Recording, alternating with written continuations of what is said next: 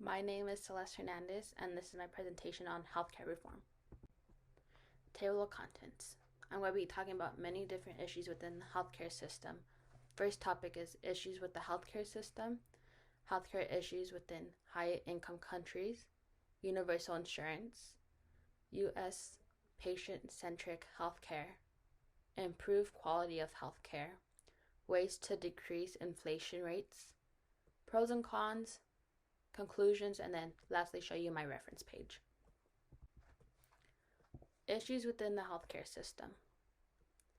Healthcare costs have continued to rise, including insurance premiums, prescription drugs, and administrative expenses, such as going to the hospital when you need care and it being way too much out of pocket unless you have insurance, which most people do, and their premium or copay is still too high for them.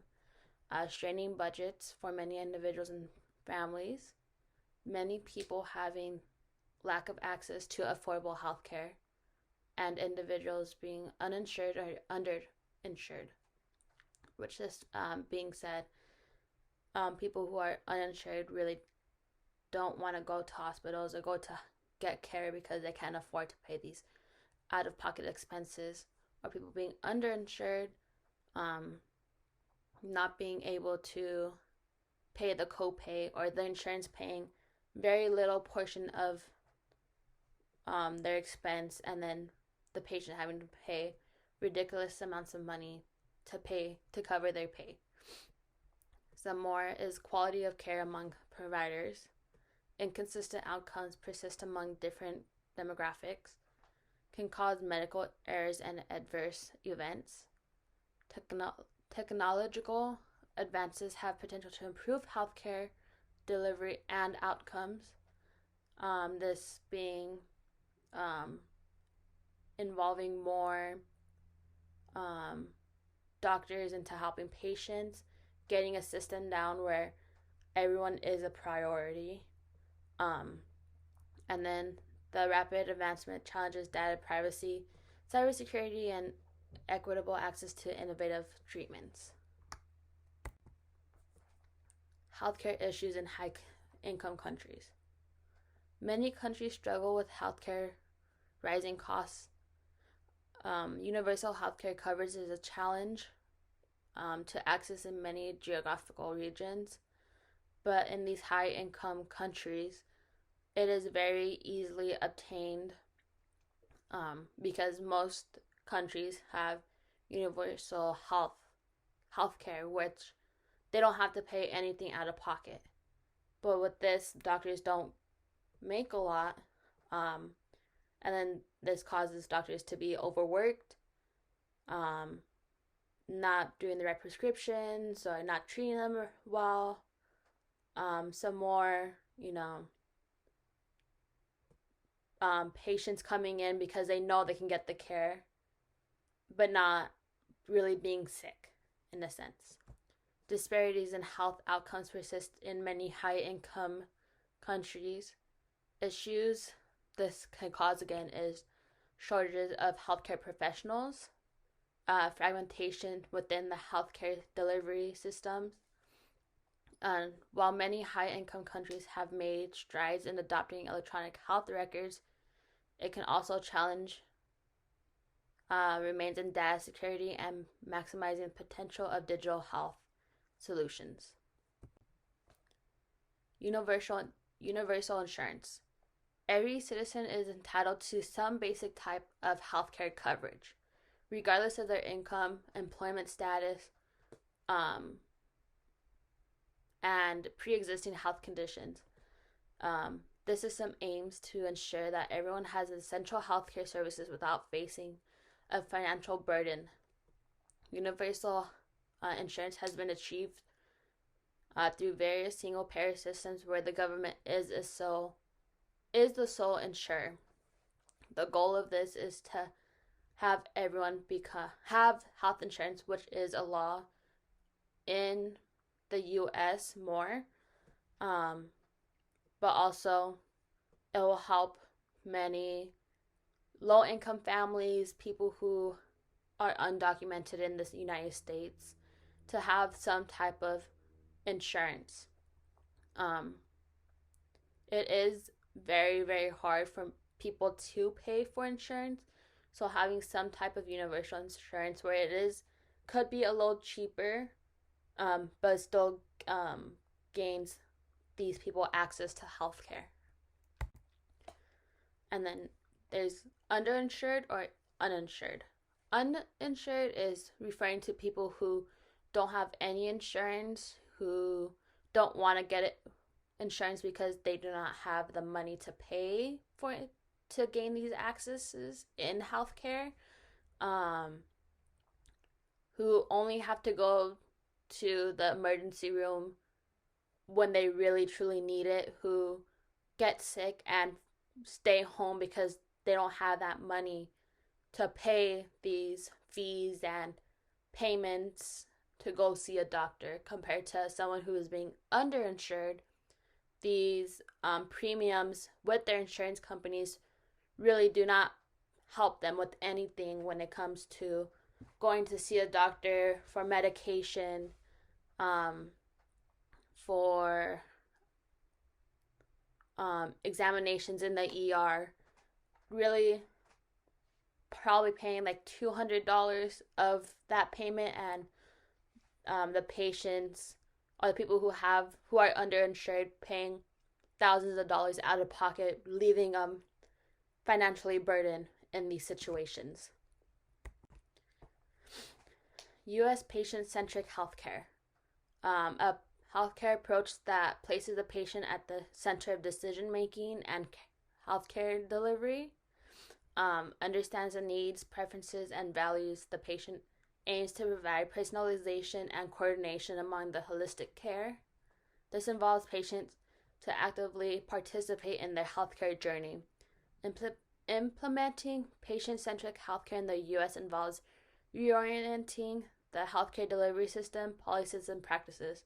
This just shows that if not only us as people who have insurance, but also the healthcare professionals being more involved, saying like, okay, these are your steps, what would you like to decide? Or just like, instead of the healthcare professionals saying, this is your only option, we're going this route. It's just giving patients more responsibility in their healthcare journey, giving them their decision options, and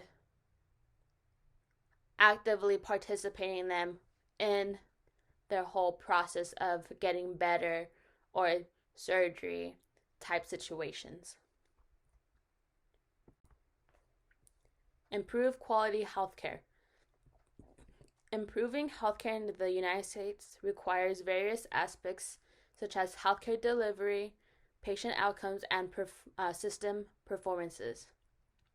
Shifting the focus of healthcare delivery towards patient needs, preferences, and values. Encouraging shared decision-making between the patient and healthcare providers. Implementing evidence-based practices such as clinical guidelines.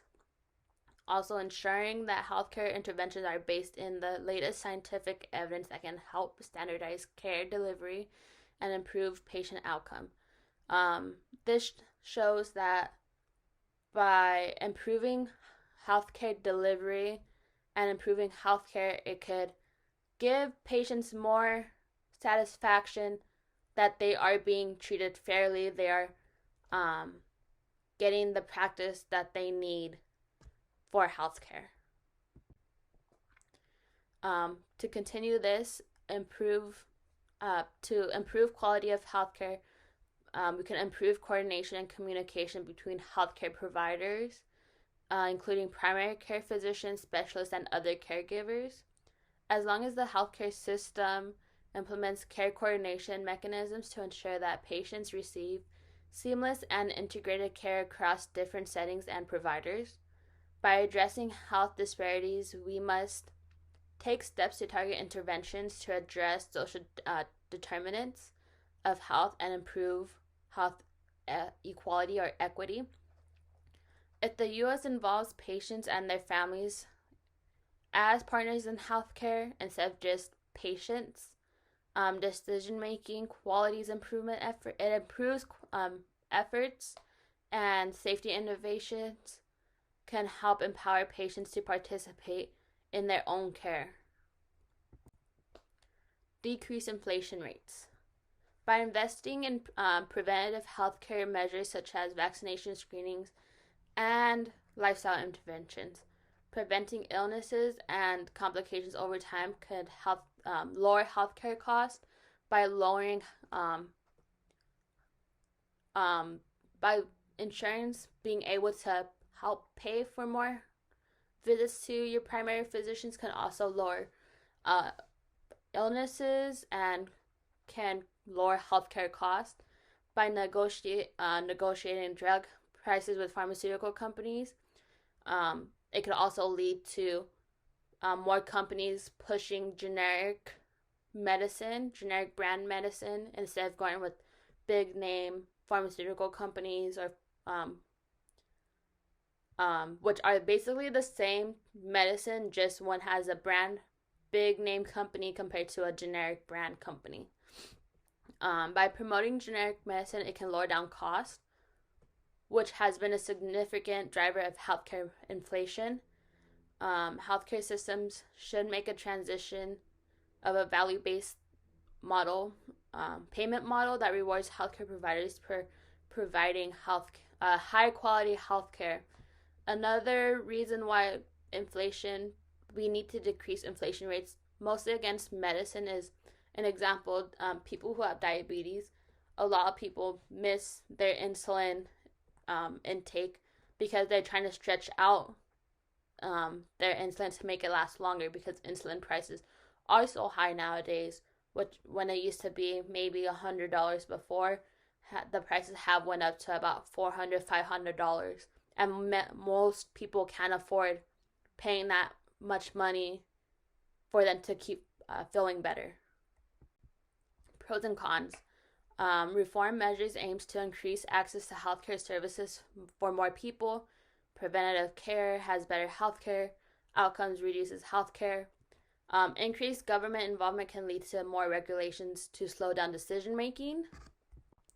And in conclusion, ensuring that all individuals have access to healthcare regardless of their economical status, their immigration status, their pre-existing health status. Focusing on patient care needs and outcomes can improve overall health and satisfaction.